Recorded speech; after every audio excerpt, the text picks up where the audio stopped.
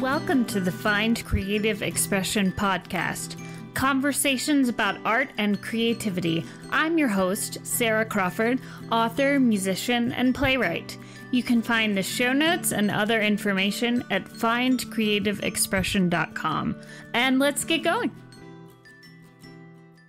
Hey everyone, and welcome to episode 15 of the Find Creative Expression podcast. Y'all, it's really cold. You know how when it's really cold outside and you just feel like kind of tense, like all your muscles are tensing up? That's kind of how I've been the past couple days. Of course, you know, it is Georgia, and I can just hear all of my northern friends being like, Sarah, please shut up, because it may be cold here, you know, for Georgia, but at least we don't have all of the snow to deal with. So there is that. But hey, speaking of Northerners, I have an interview with Cathy Carr coming up. She is an author from New Jersey. I had a really great time chatting with her, so stick around for that for sure. So this past week, I made kind of a promo video for the podcast with,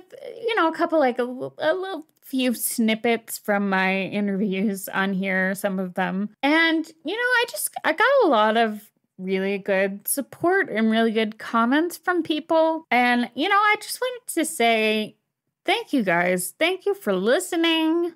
Thank you for everyone who's come on the podcast. I really have loved every single conversation I've had on here.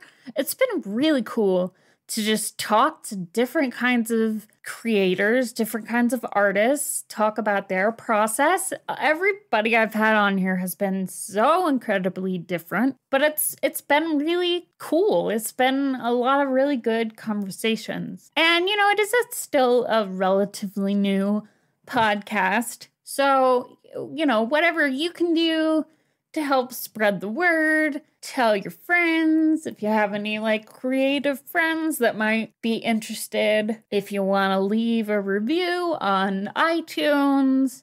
Do they even call it iTunes anymore? Apple, whatever, Apple. I'm an Android person, so I, don't use the Apple as much. But yeah, anything you can do to spread the word, I would greatly appreciate it. You know, if you want to post about the show on Twitter, on Facebook, on Instagram, I would greatly appreciate it. If you need something cool to post, just hit me up. I'll send you some cool graphics or something. Maybe I'll design something just for you. You never know. So I'm really appreciative of, everybody who's told me they're listening to the show. Shout out to Carol, shout out to Kendall, shout out to Lulu, although you were on the show, so I don't know if that one really counts. And hey, if you're listening to this and you're liking it, reach out to me, send me an email, tell me, hey, I like the podcast, tell me on Instagram, tell me on Twitter, whatever. I'm pretty easy to find. Sarah Crawford, no H. So I've been thinking about my career lately, and, I've always kind of had this idea that, one day I was going to make it as a writer or as a musician or as an artist. And, while I don't ever see myself not writing or not creating, I really think there's some kind of way for me to make a business out of helping other people to find creativity in their own lives and to use creativity to get through life. I mean, I don't know if it's some kind of art therapy, but not actually art, like painting, because I don't really do that. Creative therapy? I don't know. I need to do some research. But I feel like there's some kind of calling there that I've been thinking about lately. I really just feel called to help people. And I think the way that I can help people is by helping people express themselves, helping people find their own creativity. And, because it helps me. I mean, every time I have a conversation on here with, other creative people about their creative process, I feel really inspired to go write or to go play music. And maybe I'm not sitting down, actually working on my novel. Like maybe I'm just writing a stupid joke song on the ukulele about whatever. But talking about creativity makes me want to be creative. So I really appreciate that. All right, let's go ahead and get into the interview. Hey everyone, I am here with Cathy Carr. Cathy Carr is the author of 365 Days to Alaska, her debut middle grade novel. A Junior Library Guild Gold Standard selection, it's a story about a girl from off-the-grid Alaska adjusting to suburban life. Having worked a variety of jobs, Cathy now focuses on writing fiction as well as spending time with her family in the New Jersey suburbs. Welcome, Cathy. Hi, Sarah. Thanks for having me on. Yeah. Thanks for joining me for episode 15 of the Find Creative Expression podcast. Okay, so how did you get into writing? Well, I actually got a hold of one of my oldest friends who I've known. We don't even remember when we met, but at this point, it's got to be like over 30 years. And I kind of said, do you remember me writing when I was a kid? And she said, well, I remember that you really like to tell stories, make up stories, and you had this really wild imagination that I envied very much. So I do remember being really little and starting to write these little stories, but I would never finish them.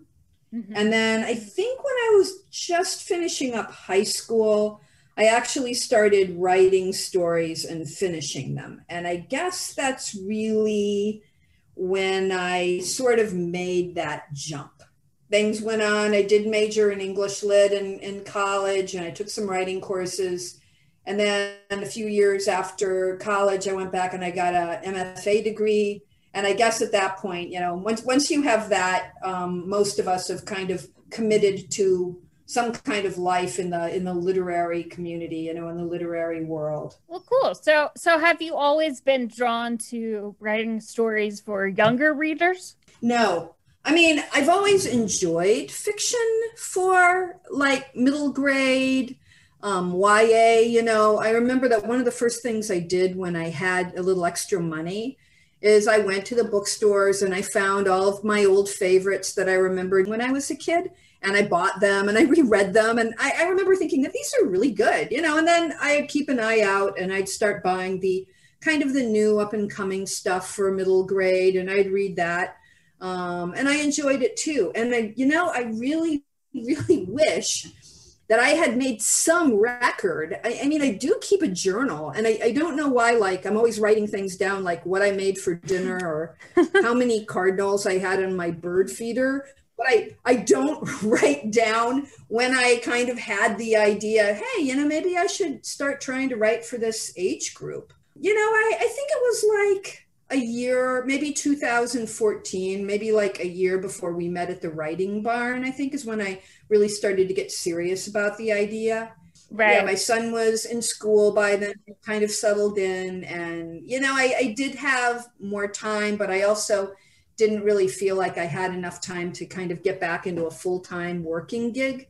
Right. So, as far as I remember, and I really need to do a better job of keeping up this stupid journal. As far as I remember, that's what happened. Cool. Yeah. So when I met you in 2015 at the Writing Barn, you were working on an early draft of this novel. So how has 365 Days to Alaska changed and evolved since that draft? Well, it definitely evolved a lot. Basically, because I was still really learning about some of the rules about writing for younger readers. Mm-hmm. And, one was this real immediacy I think you need to have. Two, I think, you definitely don't need to start off like a bullet out of a gun or, right. Maybe there's a better metaphor than that. But, like a horse out of a gate. How's that? Right. But, you need to have a good, fresh start, something that'll grab someone's attention.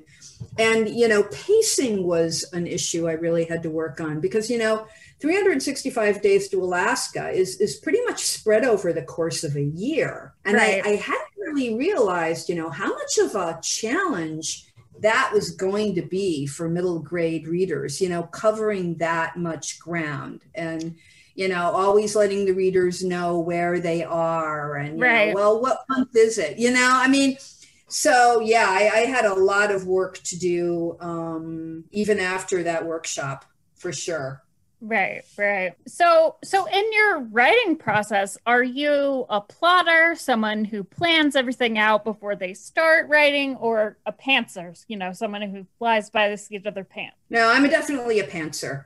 I kind of wish I were a plotter sometimes because I always have this fantasy that it would mean that I could write my books faster, which I would enjoy. I hear that. Yeah, and I feel like I do wander quite a bit. I always have kind of a very vague idea about what's going to happen, characters who are going to be involved, and I'm definitely always writing towards something, but sometimes it's more like a state of mind or a realization or a change in somebody. Mm-hmm. So, and I would also have to say I've noticed it usually is something positive, which makes me think of that director Jude Apatow. I hope I'm saying his name the right way. I think that's right. Okay, Apatow. Well, he once said I could never just say people are awful, the end. and I kind of feel like that too. That's really not where I want to go with my fiction. So I do tend to end on that, maybe that note of, maybe uplift, but certainly at least a little hope, Oh, yeah. I feel like everything I write kind of has to end that way, too, because I feel like if it doesn't end with at least some hope or something uplifting, like you kind of have a feeling when you finish the book, like, oh, well, now I'm depressed, I don't know, when I wrote short stories for adults, some of them were real downers and I didn't mind. But somehow when I'm writing for younger readers, I kind of really do feel like I need to offer that, that bit of, hey, things can get better. There's something you can keep reaching toward. Right. Yeah. You think about middle grade, you think about that time in your life, and it seems like when everything feels possible. Yeah, and things can be really hard. Right. So do you write every day? Are you more of a seasonal writer, or does it depend on, what else is going on in your life? Well, I have some writing friends who are larks, and they're super early rising people. And they actually can get up at 5 o'clock every morning and knock out, an hour or two of work before anyone is even awake. Right. And I really, really envy them that. I really, really do, because I think that would be a great way to do things. But I am not that person. I'm an owl. And so, I try to have a routine because I know that routine can be really powerful. And one thing I remember from the years when I worked as a technical writer is, when you're a technical writer, you get to work and you turn on your computer and you start writing. And it doesn't matter what kind of mood you're in. It doesn't matter what kind of commute you had or whether you had a fight with your whoever, your mother, your boyfriend that morning. You're at work and it's the time to write and you do it. And I do think that was great training. Right. But, realistically, we're people and we have complicated lives. I mean, I can get up in the morning and plan to have a great day of writing, but if my son, horks up his breakfast, guess what? He's not going to school that day, and I'm not getting, any work done in the time I planned. So I either don't get it done or I do it some other time that day. And I think a lot of busy people, I have gotten really good about writing in the cracks and crannies. Oh, yeah. There's a story I love about Raymond Carver, who is this great American short story writer. And he had this small house with 2 young kids. And, when he had half an hour, he'd take a pad of paper and a pen and he'd go out and he'd sit in their car in the driveway.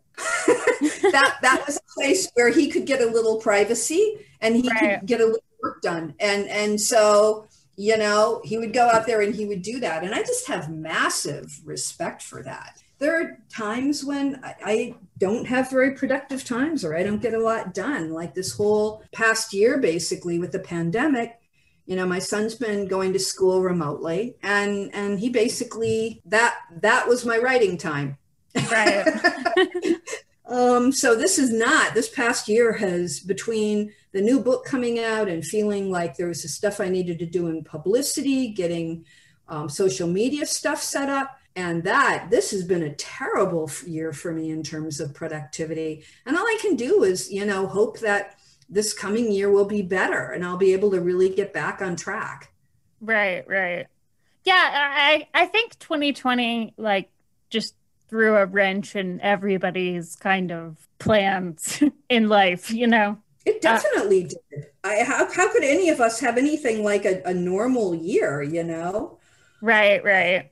I mean, there was so much anxiety, you know, there were so many things to worry about. And again, you know, I think for anyone with like young kids, you know, all of a sudden you've added this huge thing to your list of stuff you have to do every day. And how can it be a low priority? It can't be. Right. So, you know, I do think it's important to just be flexible about your writing time. And I mean, I remember reading about William Styron, who's another famous writer, and apparently everyone in his house had to be totally silent when he was working, and he worked at the same time every day.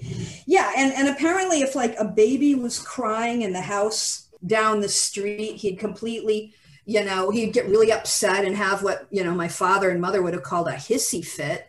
And, you know, I'd have to say, I'm kind of like, good Lord, get a pair of earplugs. I mean, I'm sorry, conditions aren't always going to be perfect for this. You know, I actually kind of miss like writing in the middle of like a crowd at the coffee shop or something. Like, you know, I feel like there's too much silence now for me because I live alone, so it's like just me and the cats, you know. I don't know, sometimes working in the midst of kind of more chaotic environment can be really good for me. Yeah, some people really love that. I mean, that's not my jam, but I totally also get the, you know, I can't be alone anymore thing. And, you know, this has definitely been a year when a lot of us, I think, have come to understand that. For me, I'm like a massive mumbler when I write. I like talk to myself. So, you know, if I tried to write in a coffee shop or a library, I would like really freak people out. So, okay, you've worked as a waitress, you've worked in libraries, you've worked in offices, you've worked in technical support, and, you know, you've just had a variety of other jobs. So were there any jobs that gave you kind of inspiration or made you feel more creative? Well, I do think that there are some places I've worked, like sometimes restaurants. I worked in a lot of restaurants, bookstores, and libraries, where I felt like I tended to meet a lot of creative people like myself. You know, these are places for whatever reason where the creative people, you know, come and find their perches. I went recently to a bookstore near me and I signed the copy they had of 365 Days to Alaska. And I was chatting with one of the managers who was so nice. By the way, this was the Barnes & Noble in Clifton, New Jersey, and everyone who works there is lovely as far as I can tell. But, you know, we were chatting about books and, you know, the new releases. And I finally said to her, I said, "Hey, are you a writer?" And she kind of blushed and said that she was taking notes, but she hadn't really started anything yet. But, you know, it's kind of fun to be in a place like a bookstore and think, you know, there's actually a reasonable chance that the person I'm talking to is involved in the arts in some way, you know? Right. And the library where I worked for many years, it was amazing. It had kind of turned into this, you know, creative refuge. It was full of all these people who like wrote, or they painted, or they threw pots, or they did weaving, or they were really into obscure art films. It was kind of a refuge for every kind of eccentric you can imagine. And that was really awesome. And I have to say, when I moved into technical writing, and I moved to, kind of the big city, etc., I did find myself missing that. I'm happy I've worked this wide variety of jobs, because, I think it has taught me a lot about the world, and introduced me to a lot of different kinds of people. And, I do sometimes meet people who have basically kind of been in one kind of job their whole life. Right. I think sometimes, especially in academia, you meet people like this. They've got their sinecure, and that's where they are, and they're not going anywhere. And it's not that I think it gives them a narrow point of view, but it's just like it's not as wide an experience. Right. Yeah, I can totally see that. I think when you have jobs where, like, you wear a uniform, or you get home and you're filthy and you're exhausted, which certainly has happened to me many times when I worked in restaurants, it's a different experience. So it does kind of broaden your horizons a little bit. And I think for writer, that's a good thing. Right. I totally agree. So one of the main things that stuck with me about what I saw of your novel is how well developed the main character, Rigel, was. How she just really kind of came to life, and how three-dimensional she was, and how evident it was that you, as the author, really cared about her and were invested in her journey, So what was the process of creating the character of Rigel like? Rigel was one of those gifts. She really almost just came to me fully formed, which is not obviously always the case. And I think that, part of it might have been is because she was based on someone I read about in a magazine article. It was an article about this homesteading family in northern Canada, and the parents had divorced. The mom had taken the daughters and moved to this city in southern Canada. And, there were 3 daughters in the family. And the article mentioned that 2 of the daughters had made this great adjustment, but that the 3rd daughter really missed her old life, and didn't really like the city, and didn't really like public school, but there was no going back for her, Right. And I think that might have been part of the reason why I had an easier time with Rigel than some of my other characters. And, I think the other thing that happened very accidentally or unconsciously is that, a couple of my friends have mentioned that Rigel is a lot like me. Mm-hmm. And one of my best old friends actually said, when the book was close to coming out, he said, I never thought you were going to write about yourself, but you finally did, because Rigel is you. Which, I think it's so interesting. I had no idea. But the moment he said it, I knew it was true. Right. Yeah. Now, in the new book, I actually am having a little bit more trouble. You have to think about the character, It's things like, what kind of music does she listen to? Is she a vegetarian? Does she like cats or dogs, Right. And, these things, these details kind of start to accumulate. The name for me is very important. I could never be one of these people who just grabs a name and goes with it. It has to be the right name for the character, Right. And I actually remember when one of my friends read 365 Days to Alaska, he didn't like the name Rigel. He was like, I just don't like the name. It's kind of weird. Can't you pick the name of another star? Oh, but so I love Rigel. But, I'm like, okay, I'll be open to this. I'm not going to be an egotist. And I think I picked the name Capella or something. But I picked another star name and I stuck it in, and it was like Rigel sat up and was like, "What are you doing?" Like a Capella to you? I know, I'm Rigel. Right. And it was totally obvious. So yeah, I think it is an interesting process, and for me, it is kind of like an unconscious process. There's a lot of like staring out of windows and muttering under my breath, which really creeps my husband out. Yeah, I mean, I read part of that draft in 2015, and like I still remembered the character name was Rigel, and like the way she kind of was, and I think that's that's saying something, because I don't remember like a lot of stuff. Yeah, well, I mean, I think that you can only do so much in a novel. And, I think that I do pay a lot of attention to my characters. Right. That's something I've always done. I think partly because I'm really interested in people, and I always have been. There are the books where you can't remember what the characters did, but you remember the plot or the descriptions. Right. Yeah. So, I think it is interesting how these things work. I feel like it's interesting because I'm a pantser too. And I feel like when you kind of have that process, you're a lot more focused on character than plot. Like plot, I mean, obviously, you want to have a plot, you want to focus on plot, but like I feel like the characters are kind of really the strong point for pantsers. I mean, maybe not.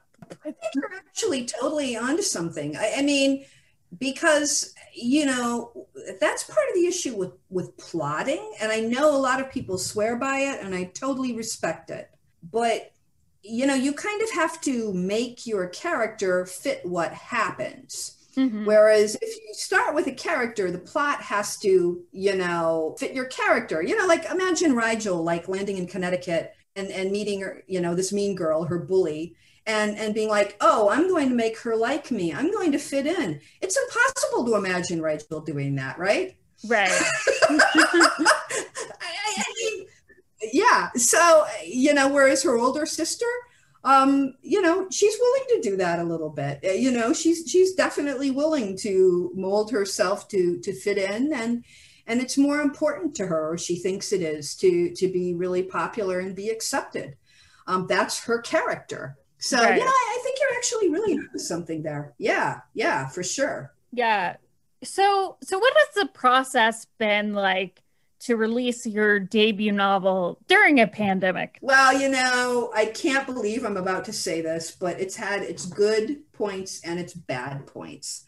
I mean, you would think it would all be horrible, right? Mm-hmm. Because it's been such a difficult year. And, obviously, I have had much less time than I usually do because of the remote schooling issue. The stress has been horrible. And, the news a lot of the time has been absolutely appalling. And, so it's been very, very distracting. But there were a couple of positive things. For one thing, I had to get more comfortable on social media. Right. And, well, let me start out by saying, and this is I don't think I'm giving anything away here, but, for me to be active on social media as part of my book launch, that's totally expected by my publishing company. You know what I mean? Mm-hmm. And they let me know that, they were quite serious about this. They did expect me to take this seriously. So I knew I had to do that. So, I mean, I did get a lot more comfortable on social media. I got into some really nice Facebook groups. I've met some really nice groups on Twitter. There's tons of supporting writing groups on Twitter and these places, and that's been really positive. And then, recently I had my virtual launch party. Now, I always had this idea of, when my book came out, my husband and I were going to have an awesome party, tons of great food, wine, great music. We were really going to celebrate. So, and I was disappointed we could not have, we had something, but it was a family celebration, just the three of us. But, we had this virtual launch at Books of Wonder, which is this fabulous children's bookstore in New York. And, I was there with like 3 other middle grade writers. We kind of knew each other from these social groups and social media. and it was called Great Middle Grade Reads. And, we had almost 50 people at this launch. Oh, that's cool. That's a good crowd, right? I mean, I think it was a good crowd, and people were there from all over. They were there from Chicago. They were there from Missouri. They were there from the West Coast, and it was recorded, and it's going to be available in their archive, so I can have a link to it, from my website, and people can go in and see it. So, that's kind of cool, really. And then, you're also like talking about doing school and library visits. And because everyone's getting so much more used to doing these things remotely, a lot of people are saying, I think I'm just going to keep on doing most of these remotely. There's really no reason for me to, have to get on a plane, fly across the country, assuming you get the chance to do this, right?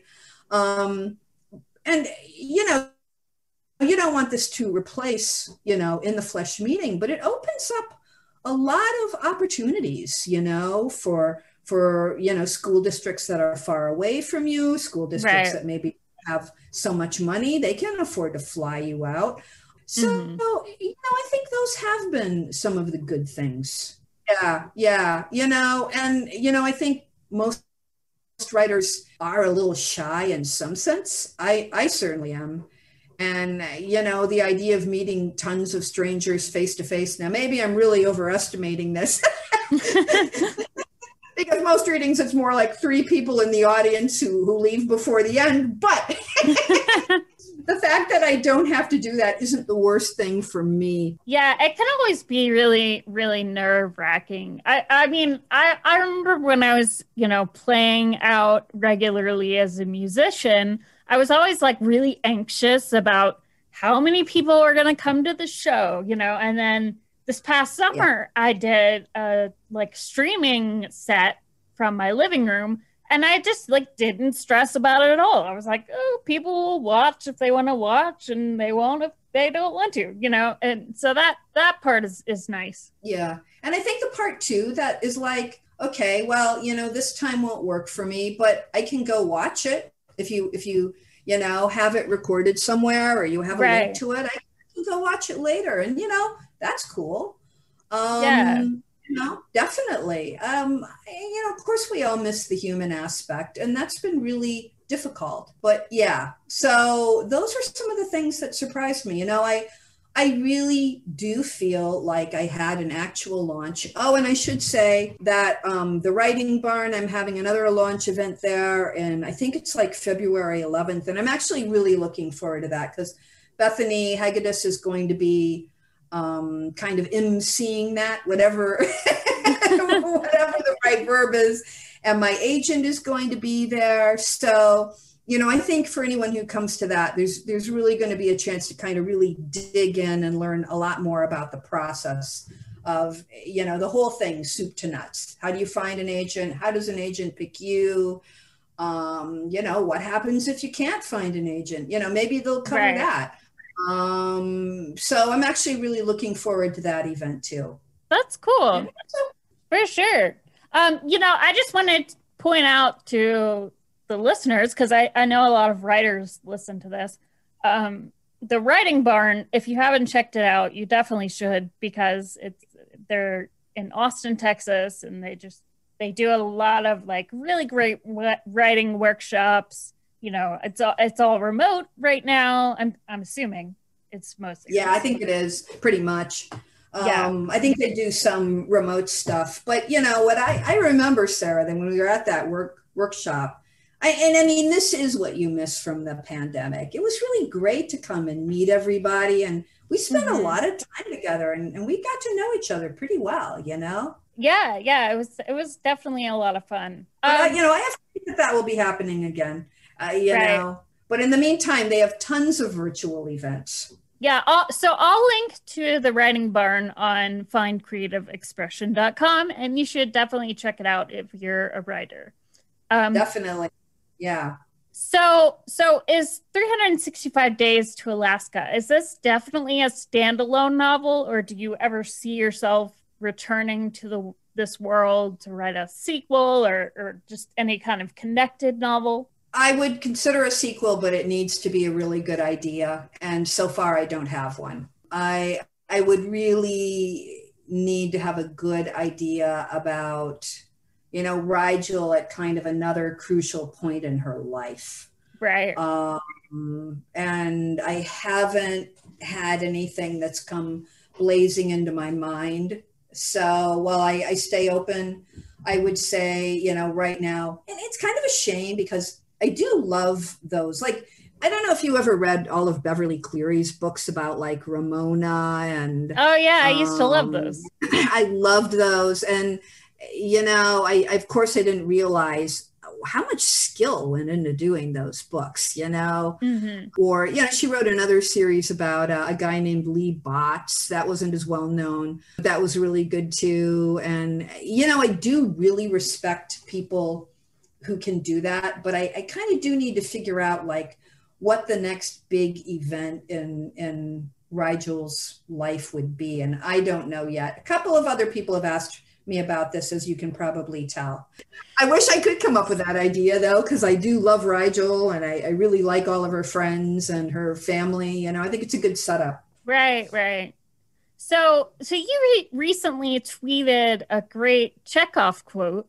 The role of the artist is to ask questions, not answer them. So what would you say the main questions are that you're asking with this novel? Well, I think one great issue for kids, and I've said this before, I'll say it again, and I'm sure it's going to come up again in my writing, is, how kids find agency, a sense of control over their own lives, when the fact is they really have so little control, over so many aspects, and this can be from the, minor thing of mom never makes anything for dinner that I want to eat to, my parents have decided I'm going to share a room with my sister. I don't want to share a room with my sister. Right. To, the bigger things like my parents are getting divorced, or my mother has a new boyfriend that I really don't like, but she likes him. So I think this is something kids deal with a lot. And, so that would be one of the big questions, how do you find some sense of control? How do you find it to be resilient in situations like that? And I think that the other question is, what do you do when you're let down by somebody who's really important in your life? And, I don't think it's any great spoiler to say that, at the beginning of the novel, Rigel really worships her father and thinks he's like kind of the greatest guy. He's sort of her hero. And, by the end of the novel, again, no spoilers, that's really not the case anymore. Right. And, what do you do when something like that happens to you? If they've done something to you that wasn't right, how do you forgive that? How do you move on? Right. I think that's another big question. And, I think that another question in the novel is like, how do you find friends? Where do you find friends? And what kind of friends do you want to have? And that kind of ties into the larger question of, what kind of person do you want to be? Right. I think that theme of finding, friends, kind of finding your tribe is really prevalent in like a lot of middle grade books. I feel like that's just a theme we see a lot. I think that it is a big theme. And, like one of the things that happens in 365 Days to Alaska, I guess this is sort of is that, Rigel's older sister, who's very lovely, really pretty girl, and is her first year of high school. And, she gets a boyfriend and, she's really excited about it at first, but the boyfriend's kind of controlling. Right. And, more and more she's kind of thinking, well, do I really want a boyfriend, or, do I really want this boyfriend? Right. What am I going to do about this? And these are definitely the things I think kids that age are dealing with. And you know what? I actually think it's a really good thing to think about. Right. You know, it is important to, like, I remember, you know, when you're that age, people say things to you like, you know, don't chase friends, you know, like, you know, if someone wants to be your friend, you know, you'll know it. Don't like try to kind of cultivate someone who just really isn't that interested in you, you know, just stuff like that. So, and, you know, for us as adults, it might seem a lot more straightforward, but I think kids that age are still really figuring it out. Oh yeah, definitely. Yeah. So what are you working on right now? So what I'm working on now, and because I've had like the least productive year ever, I'm like at the beginning stages with this, but it's a novel about a 12-year-old girl named Franny. And Franny lives with her grandmother in New Jersey. And Franny's mom was a very troubled, unstable young woman who eventually just lost custody of Franny. And Franny had some kind of semi-serious issues because of that. And, you know, even though she would never admit it to anyone, or even herself, basically, she worries kind of a lot about whether she's going to grow up to be like her mother.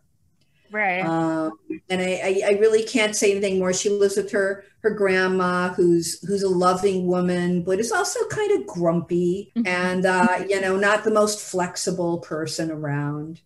And yeah, that's, you know, and actually this is a really good example of the pantser approach, right? Yeah, because I asked you what you're working on. You're like, oh, let me name all the characters. Like, the, you know. Here are the characters I've got. Here's the scenario. You know, I mean, her grandmother is a dental hygienist. She's not a dentist. Does this make a difference in the story? Yeah, of course it makes it, you know. So yeah, and you can tell where I am. I'm just at the very, very beginning of this, but you know, I'm hoping it'll go somewhere interesting. Right.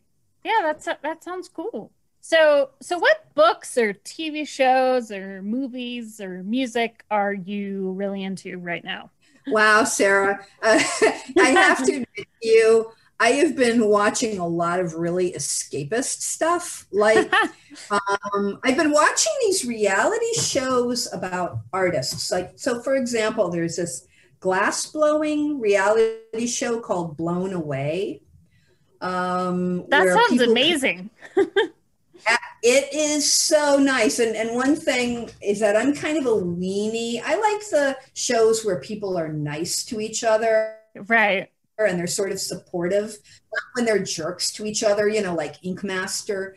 So, you know, and that's in that. Everyone is kind of supportive. And basically it's just really watching their process. And it's super fun. And then there was the show called The Great Pottery Throwdown. That was like the Great British Baking Show, only it was for pottery.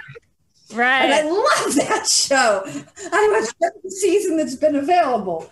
And I'm watching American Gods. I'm watching The Expanse, and I'm watching this Japanese show called Demon Slayers, where this guy's running around with a huge sword, killing, but you don't have to feel bad about it because they're all demons, you know? And, you know, I always read a lot of nonfiction. I think, honestly, I get almost more ideas from that than, I mean, I read a lot of fiction, but I really enjoy my nonfiction. I just finished a book about Neanderthals. I just finished a book about the Vikings called Children. Let's see, it was called Children of Ash and Elm. And now I'm reading this book called How to Tame a Fox about these Russian scientists who are trying to tame, you know, the silver foxes that they raise in Russia for fur. Yeah, so those are some of the things. I'm sort of ashamed I don't have any cool new music to talk about because I know that's your jam. Yeah, that's okay. Yeah, you know, I think the escapist thing, I feel like that's a common theme with everybody. I think everybody's kind of just into like comfort shows right now, you know? Yeah, I just really, this was not the year. I mean, I just watched that movie, The Dig, which is about those people who excavated Sutton Hoo in England, you know, that amazing Anglo-Saxon ship that was buried on someone's property. That was really good. But yeah, I'm afraid that's really kind of where my head is at. These are the kinds of things I have to watch right now. Yeah. Right. There's tons of great middle grade stuff coming out. You know, a lot of really exciting books are coming out, you know, Take Back the Block by Chrystal Giles and, you know, Amari and the Knight Brothers and, you know, Jerry Craft's graphic novels. And, you know, those are all well worth looking into if people are interested. It always seems like there's good middle grade and YA coming out nowadays. Yeah, I can link to all those on the show notes too. So, wow, gee, I should really come up with a long list, you know. Yeah, I mean, Many Points of Me came out recently. That was wonderful. Yeah, Coo, that was a book about a young girl who was raised by a flock of pigeons. You know, just a lot of cool, imaginative stuff coming out right now. Right. So I have kind of a big question that I ask everyone. Why do you think art is important?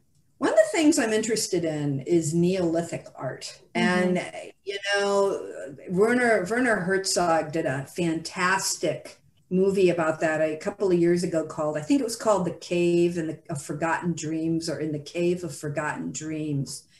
And, you know, I've always been like really struck by the fact that our ancestors, you know, when they had a little more free time, when they didn't just have to worry about food and shelter, this is like one of the first things they started doing. You know, why? I mean, like you go into and look at these pictures and there are people's handprints on the walls of these caves, you know, representations of animals, you know, there's a lot of speculation. Did they do it because it was magic? Did they do it to exercise control? You know, was it for communicating with each other? Was it self-expression? Was that even back then? Was it a factor? And I don't know, but I think it's really amazing and interesting that it was just like one of the first things people did. Yeah. I wonder a lot about why we feel this need to do this. And, you know, I think that one thing I feel strongly is that, like, a lot of times the people I know who do art, you know, like, what is John Lennon said? He said all kids are artists until they're told they're not, or something. But, you know, we're kind of the people who didn't stop doing it. Right. You know, it's like a connection to our younger selves. And maybe it's like a connection to our most genuine selves. I don't know. Right. No, I like that. That's really cool. So where can people find you and your work? So I've always waited to say this. 365 Days to Alaska can be found at all fine booksellers and online at all of the usual outlets. Yay! Yay! And you can follow me, Cathy Carr, at www.cathycarwrites.com. And if you go there, you can find reviews, blurbs, order links, and there's also some neat stuff like a creativity quotation generator. That's under the cool stuff section. Yeah, you have a lot of cool stuff on your website. Like you have I'm glad you went and looked. I tried. Yeah, I liked the kind of like Mad Libs. Fun. Yeah, apparently I have to call them fill in the blank stories. Mad Libs has actually been copied. But you're totally right. That's what they are. And, you know, I remember there's being so much fun when I was a kid, and I have some recipes and stuff for people to try. Yeah. So, you know, I think I tried to put some good content up there, especially for like middle graders. And, you know, you can contact me there. There's an email address. So, you know, yeah, it's all there, and awesome. And hopefully people will find some reason for going there. Yeah. I'll link to all that as well on the website. So findcreativeexpression.com. Yeah, for sure. That sounds great. Oh, Sarah, I've had so much fun talking to you. Yeah, thanks so much for coming on the podcast. That was great. Yeah, I really appreciate the opportunity to be here. I had so much fun talking to Cathy, and I hope you all found it interesting as well. Coming up next week, I'm going to be doing another bonus episode. I'm going to be talking to my YouTuber friend, Steve, whose channel is The Lawn Gnome. He's really cool. He does a lot of like pop culture kind of movie reviews and music reviews, stuff like that. So I'm excited to talk to him. Thanks so much for listening, and I'll see you in the next episode. Thanks for listening to the Find Creative Expression podcast. Please take a moment to leave us a review on your favorite podcasting platform. You can find me on Instagram at Sarah E. Crawford or youtube.com/Sarah Crawford. Also find me on Patreon at patreon.com/Sarah Crawford to support the podcast for just $1 a month. And that's Sarah, S-A-R-A, without an H. I hope you've been inspired today, and I'll see you in 2 weeks for the next podcast.